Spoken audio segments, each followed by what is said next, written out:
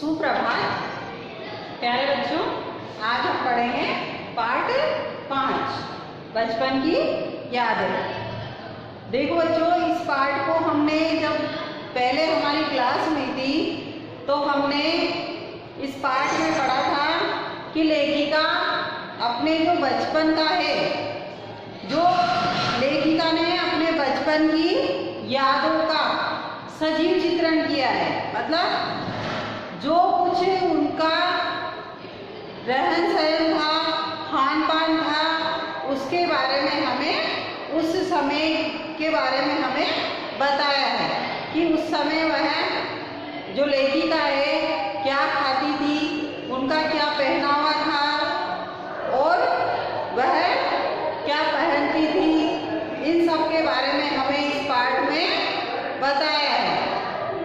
अब हम इस पाठ को आगे बढ़ेंगे। शिमला के काफल भी बहुत याद आते हैं, खट्टे मीठे, कुछ एकदम लाल, कुछ गुलाबी, रस भरी कसमल, सोचकर ही मुंह में पानी भर आया। चेस्टनट एक और गजब की चीज, आग पर भुने जाते और फिर छिलके उतारकर मुंह में। चने जोड़ गरम और अनार दाने का चूर्ण। क्या खाती थी लेखिका? चने जोड़ गरम और अनार दाने का चूर्ण। हाँ, चने जोड़ गरम की पुड़िया जो तब थी वह अब भी नजर आती है। चना जोड़ गरम तो उस समय भी मिलता था और आज भी मिलता है। पुराने कागजों से बनाई हुई इस पुड़िया में नीरा हाथ का कमाल है, लेकिन उस समय जो मिलता था वह अलग ही वैरायटी का मिलता था और आज अलग ही मिलता है। नीचे से तिरछी लपेटते हुए ऊपर से इतनी चौड़ी कि चने आसानी से हथेली पर पहुंच जाए। जैसे कागज में उनको लपेटा जाता था तो वह इस तरह से बनाया जाता था कि नीचे से तो कैसी होती थी, तिरछी होती थी और ऊपर से चौड़ी होती थी, तो आसानी से हाथों में चना जोड़ गरम निकल आता था। एक वक्त था जब फिल्म का गाना चना जोड़ गरम बाबू में लाया मजेदार गाना आप सभी ने भी सुना होगा। चना जोड़ गरम उन दिनों स्कूल के हर बच्चे को आता था।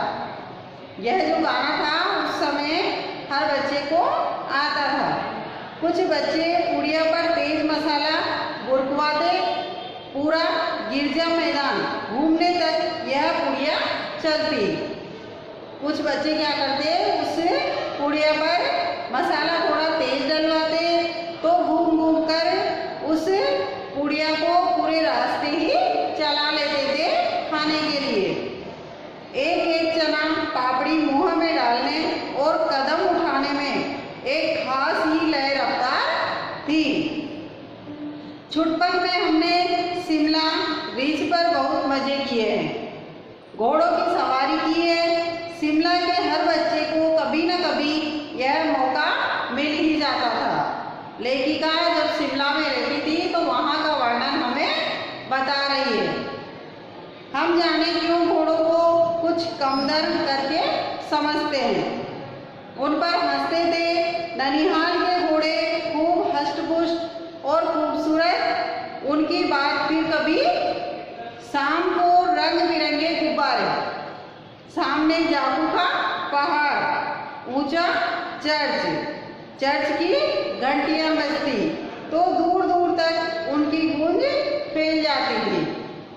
जब चर्च की घंटियां बजती थी तो उनकी आवाजें दूर दूर तक आती थी। लगता है इसके संगीत से प्रभु यीशु स्वयं कुछ कह रहे हैं। सामने आकाश पर सूर्यास्त हो रहा है, गुलाबी सुनहरी धारियां नीले आसमान पर फैल रही है। दूर दूर फैले पहाड़ों के मुखड़े गहराने लगे और देखते देखते बत्तियां टिमटिमाने लगी। शाम के समय का वर्णन लेखिका इसमें कर रही है।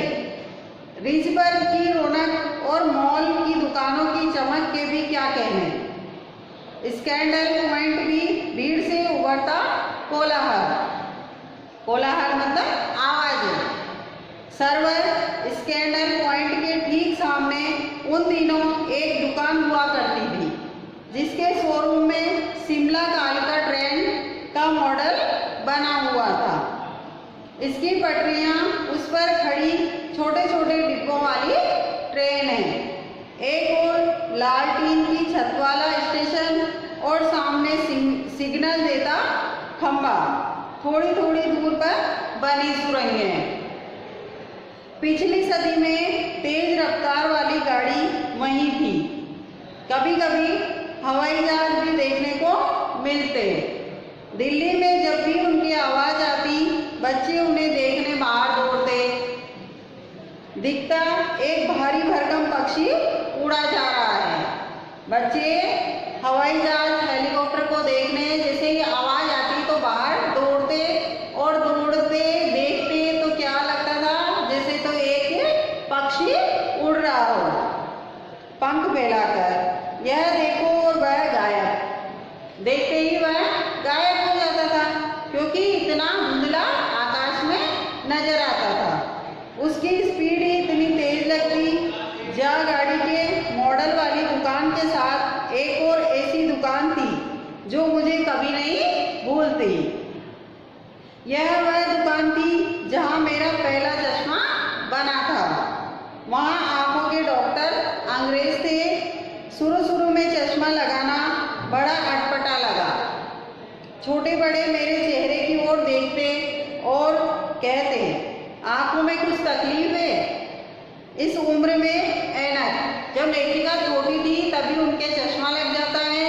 तो जो भी उनको देखता था तो उनसे पूछता था कि आपको आंखों में कोई दिक्कत है क्या, जो आपने इतनी सी उम्र में चश्मा पहन रखा है। दूध पिया करो। मैं डॉक्टर साहिब का कहा दोहरा देती। कुछ देर पहनोगी तो ऐनक उतर जाएगी। वैसे डॉक्टर साहिब ने पूरा आश्वासन दिया, लेकिन चश्मा तो अब तक नहीं उतरा। नंबर बस कम ही होता रहा। मैं अपने आप इसकी जिम्मेवार हूँ। जब आप दिन की रोशनी को छोड़कर रात में टेबल लैंप के सामने काम करेंगी तो इसके अलावा और क्या होगा। हाँ, जब पहली बार मैंने चश्मा लगाया तो मेरे एक चचेरे भाई ने मुझे छेड़ा, देखो देखो कैसी लग रही है, आँख पर चश्मा लगाया है ताकि सूझे दूर की, ताकि दूर का दिखाई दे, इसलिए चश्मा लगा रखा है, इसलिए चश्मा पहन रखा है। यह नहीं लड़की को मालूम सूरत बनी लंगूर की, जो इसकी शक्ल है चश्मा लगा करके कैसी लग रही है, जैसे तो मानो लंगूर हो, लड़की नहीं। मैं खींची कि मुझ पर यह क्यों दोहराया जा रहा है। लेखिका को इस बात पर गुस्सा आता है, पर शेर बुरा न लगा। लेकिन जो शेर और शायरी उसके चचेरे भाई ने कहा था वह लेखिका को बुरी नहीं लगी। जब वह चाय पीकर चले गए तो मैं अपने कमरे में जाकर आईने के सामने खड़ी हो गई।